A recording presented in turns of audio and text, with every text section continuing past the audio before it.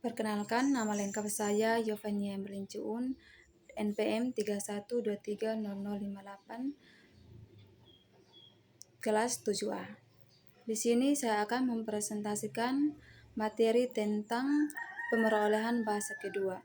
Di sini saya ambil materi tentang monitor teori.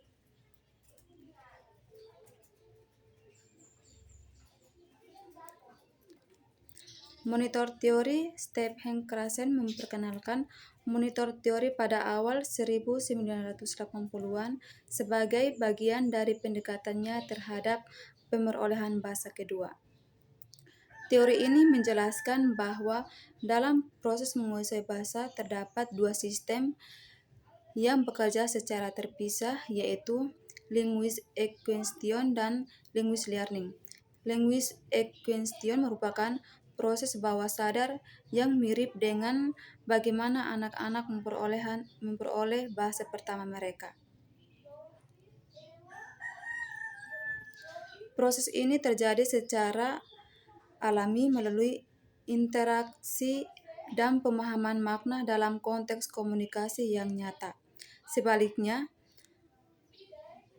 linguistic learning merupakan proses sadar yang melibatkan pembelajaran aturan tata bahasa dan struktur bahasa melalui pengajaran formal.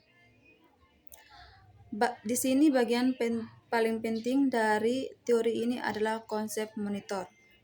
Menurut Krashen, sistem learning tidak menciptakan kemampuan berbahasa secara langsung, melainkan hanya berfungsi sebagai penyunting atau pengawas monitor terhadap hasil dari sistem acquisition, artinya seseorang yang telah memperoleh bahasa melalui pengalaman alami dapat menggunakan pengetahuan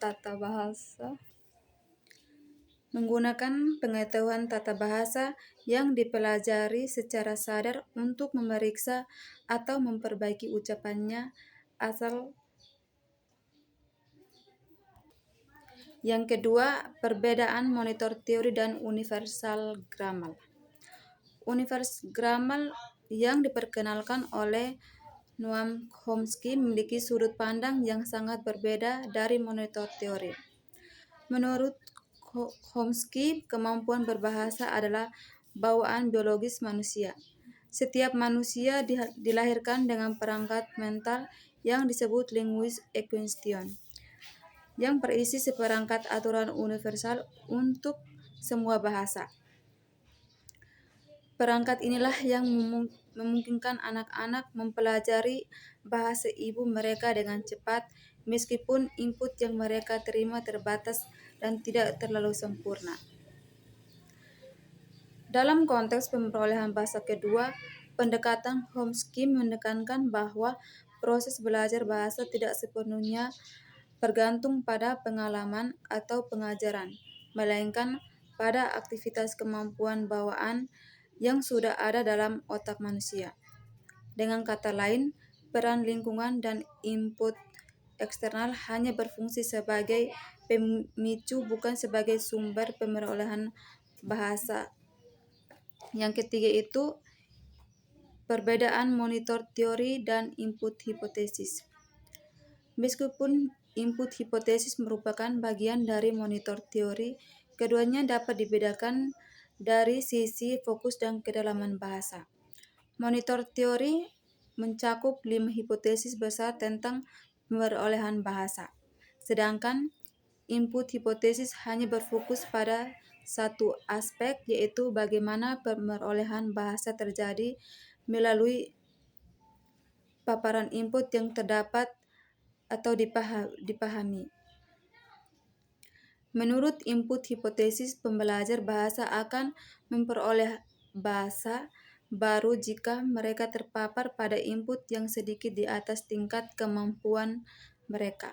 Saat ini, konsep ini sering ditulis sebagai I1, di mana I adalah tingkat kemampuan yang sudah dimiliki dan tambah 1 adalah tingkat berikutnya yang belum dikuasai tetapi masih bisa dipahami dengan bantuan konteks.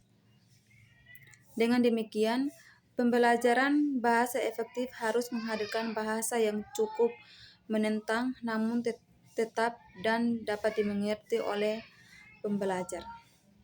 Yang keempat itu kesimpulan. Dari pembahasan di atas dapat disimpulkan bahwa monitor teori memberikan kerangka kerja yang komprehensif untuk memahami bagaimana seseorang memperoleh bahasa kedua. Teori ini menekankan pentingnya perbedaan antara proses alami equestrian dan proses sadar atau learning, serta menempatkan learning hanya sebagai pengawas atau monitor terhadap hasil dan equestrian. Berbeda dengan universal grammar berasumsi bahwa kemampuan berbahasa bersifat bawaan dan pemerolehan bahasa lebih bergantung pada struktur kognitif manusia daripada pengalaman belajar. Sementara input hipotesis meskipun merupakan bagian dari monitor teori, berfokus secara khusus pada pentingnya input yang dapat dipahami dalam proses pemerolehan bahasa. Inilah hasil presentasi saya. Sekian dan terima kasih.